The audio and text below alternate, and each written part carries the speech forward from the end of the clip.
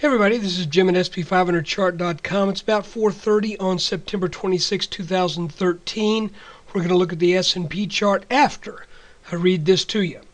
And that is the website and the video are for educational purposes only, and nothing stated at the site or in the video is intended to be used as investment advice. I can draw lines on charts, but you have to draw your own conclusions from your own research and make investment decisions that are suitable for your personal financial situation. I am not a licensed financial professional. I'm just a guy who draws lines on charts, and let's take a look. Well, today, first off, let's back up. If you'll remember in the last couple of videos, we've talked about the possibility that we could be dealing with a head and shoulders top right here. But there was the monkey wrench that I kind of threw in to the scenario, and that is maybe not. Maybe we're seeing a consolidation here starting off of this low when we got down to about 1630. We come up in this fairly narrow channel. And I want to make mention of the fact that it was a narrow channel. And the markets don't very often stay in narrow channels. But they can stay longer in a channel where there's a little bit more ebb and flow. And sometimes when you have a narrow channel, you'll break that. But what you're really doing is you're kind of redefining a larger and broader channel. So I think that may be what we're seeing right here. So let's look at it. First off, the idea that we were looking at a potential head and shoulders pattern was based upon the general shape that we had over about 7 days of trading. But what has happened since we made that first observation a couple days ago, or a few days ago, is we introduced the idea too that we could be simply trading down in a wedge shape, with that wedge serving the purpose of just giving the market, the S&P, a little breathing room. Now, so we defined the potential wedge right here,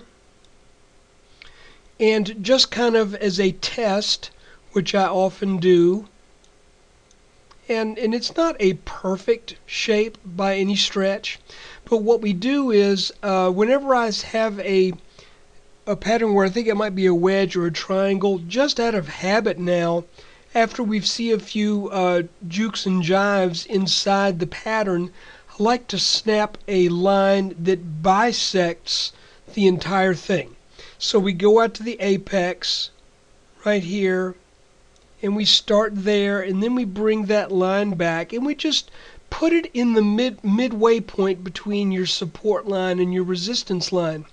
And if it looks like there's lots of little touches and tags and either resistance or support, doesn't matter, if it looks like there is a line in the middle that is exerting some influence, then I feel better about that call. And by the way, I've never read that anywhere. I've never encountered that on the internet or anything. This is just something that I just saw in a lot of charts. And believe it or not, sometimes you'll actually see where there are patterns where instead of bisecting it, you'll divide it into thirds. But usually it's bisected. But the idea is this: when you have a descending wedge, you have large movements that become smaller and smaller until there's a subtle shift from seller to buyer. And that shift usually takes place in a descending wedge in a fairly lazy fashion. So today we jumped out of this pattern as defined by this top resistance line, came down to our midpoint line, came back up to the top, encountered some resistance there, got back over that, then we back tested the top line, and then we ended the day on a decent little run of about 4.5 points or so to close the market in positive territory. And really, this is the first positive close in a number of days. So this could be a good signal that we could possibly start to attract some buyers here.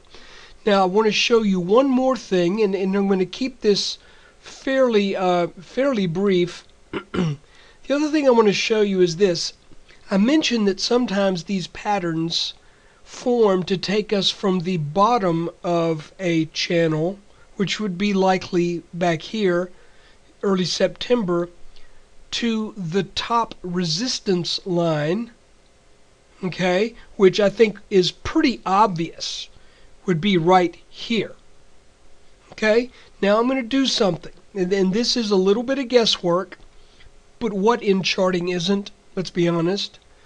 I'm going to draw this line here, and let's make this kind of a dark green. And what I want to show you is, if we, by the way, this line, both of these lines were on your chart yesterday, though I did not discuss them in the video. I wish I had, but I didn't. But look on the live chart for yesterday, and you'll see this line, and I believe you'll see this bottom line as well. But if we are establishing a larger channel, then it would probably look something like that, or maybe like this. So this narrow channel takes us from here to here. Our wedge takes us from here to here. And now let's see if we move on up to something else in the weeks ahead. But first thing first, we ended the day right at, as luck, yeah, right, luck. As luck would have it, we end the day right at our old neckline from our head and shoulders top back here in July and August. So isn't that interesting? How many times do we have to see this before we start to realize, by golly, there must be something to these technical lines, that we end the day so often on a line of technical importance. It's as if the market makers all know, let's just keep everybody guessing. Are we going to break up over this line, or are we going to break down underneath it? With what I've seen today, I think we break out over the top of it. But it's not a done deal until it's a done deal. And it's possible also that we could finish the task of coming down to under 1690 potentially, if we get it done really quick tomorrow, where we would then expect to find some gap support right around 1686, I believe that would be. Let me measure it exactly. No, I take that back. My eyes were off. More like 1688. I was thinking these were units of 10. So 1688, possibly, if there's some selling pressure early tomorrow. But right now, this is looking more and more like a descending wedge, which has kind of lazily broken out.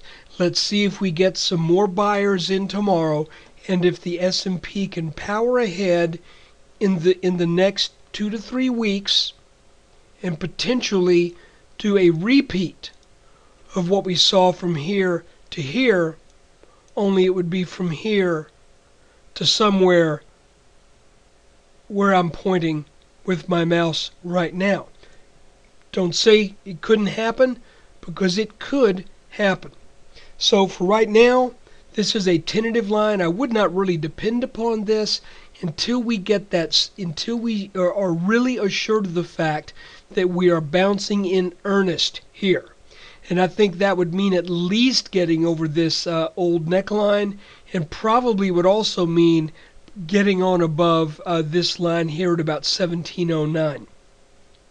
So guys, there's your video for September 26th. Appreciate you taking time out of your day to watch this.